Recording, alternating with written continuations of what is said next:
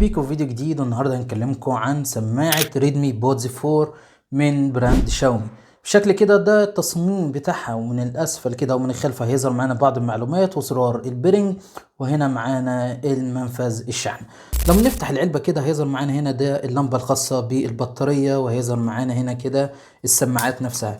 في البداية كده ده شكل السماعات، حجمها صغير جدا للناس اللي بتحب السماعات الصغيرة ديت، بتكون مريحة ليها، وفي ناس بتفضلها عشان مش بتقع من ودنهم ومش بتتعبهم، سواء في هم بيعملوا رياضة، بيجروا، بيأدوا المهام بتاعتهم.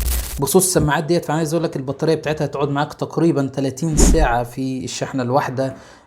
ومن خلال البوكس تشحنها اكتر من مرة، تستخدمها معاك كتير.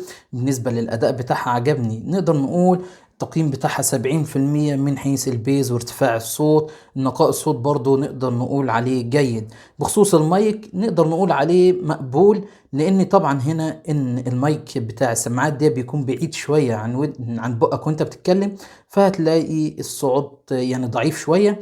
الشخص التاني يقول لك لا، علي صوتك حاجة بسيطة علشان يقدر يسمعك بوضوح.